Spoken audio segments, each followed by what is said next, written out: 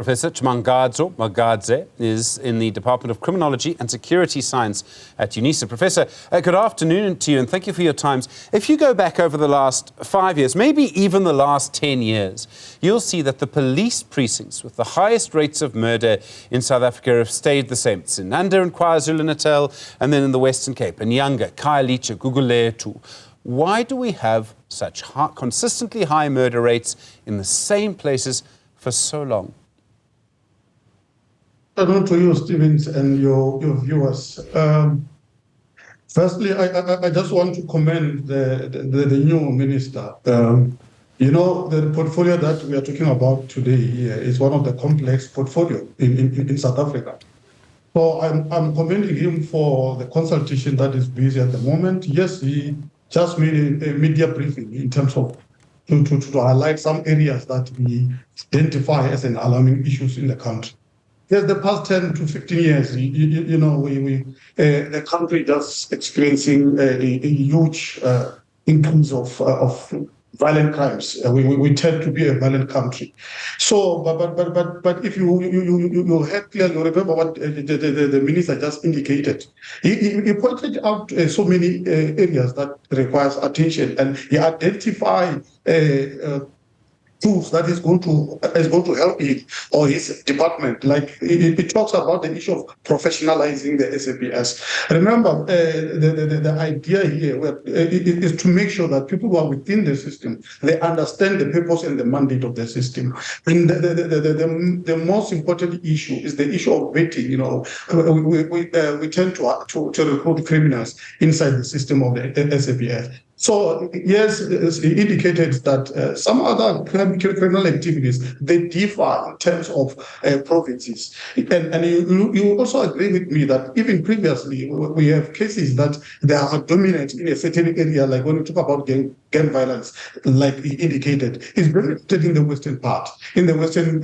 province. And then, of course, they also have their own criminal activities. So surely, let's give him a chance, maybe through the assistance of the deputy minister, because deputy minister was there before with the previous administrator. So surely it will help him to settle well in the department. But I don't want to divert far away to say the department it really needs a serious attention for both the minister and the South Africans themselves as well.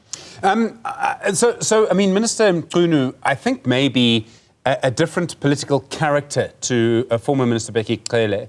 And Mchunu, I think, is maybe a quieter person, maybe quite sober. Is that the kind of approach that we need? I mean, sometimes in a democracy, you do need someone who goes to incidents of crime, speaks to the family, speaks to the community. That's an important part of it. I mean, that's, in a way, part of the police minister's job. But you do need to do other things. Do you think Senzo Mchunu may be the right person to focus on other things? Certainly, the current minister is completely different with the previous minister. The previous minister, I don't want to sound like politicians, but really, to me, he was always on the media screaming and doing all those other things. But the approach that the current minister is having or started to engage, it tells you that at least we are going to have a different a way of viewing this portfolio or the department, because he emphasized to say, it's going to take serious actions against those all corrupt officials. That's one of the outstanding part when I was listening to him. You know, he talked about the issue of dealing with the misconduct and continuous retraining or giving rehearsal training to all police officers so that they can at least remain in that level where they can be able to provide service. So really, they are completely different. And let's give him opportunity and then see how, as long as he continue with the consultation and give people or community chance to address or to advise him, then that's how we can be able to see the breakthrough against these criminal activities.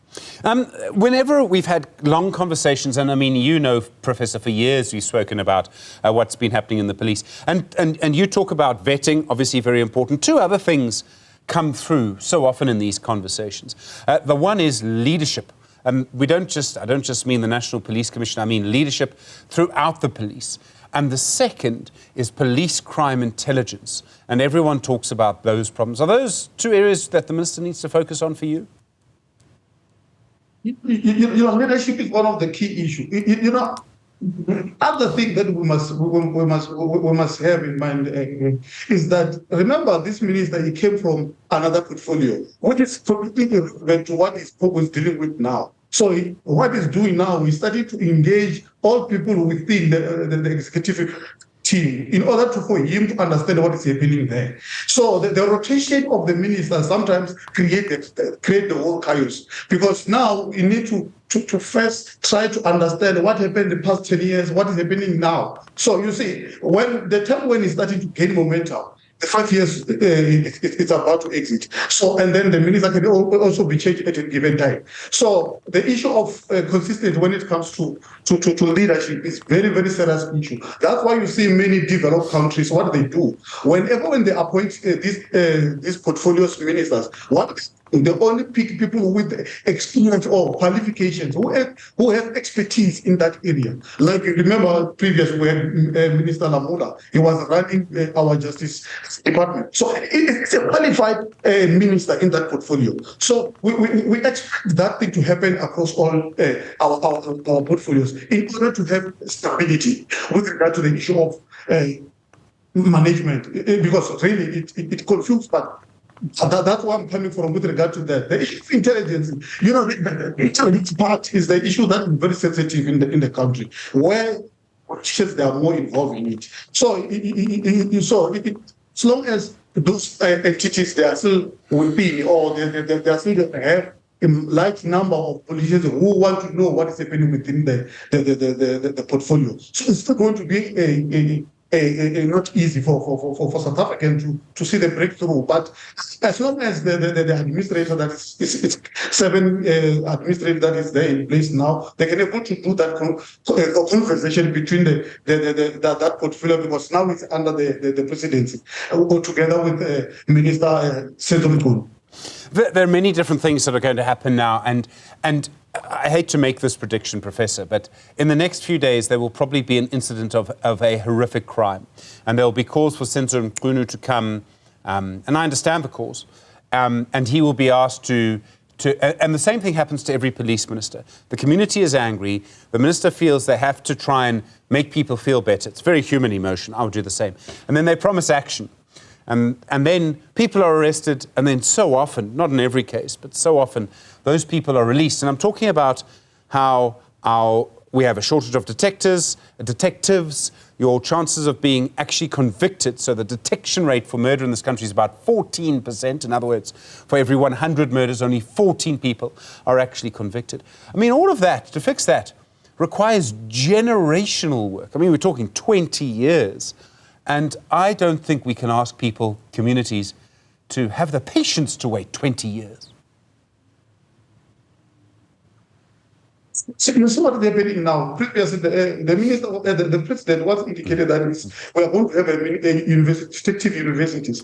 Whenever we talk about crimes, and you see people who are suffering are the community members. Yes, the police, they can make arrests, but the question is the investigation part that they do have. So we don't have enough personnel or expertise in that area. So that's why many of these people, they can be arrested and then tomorrow they are out. They can win all those cases. So you see, they make justice system not user-friendly even to the lawyers and the judges, all those presiding officers inside the court. Because if we don't have qualities, so what we expect at the end of the day. So that's what the area.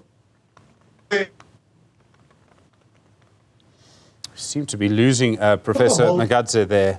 All right, do apologise for that. Very important conversation. More, of course, on the situation regarding our police and the appointment of the new minister.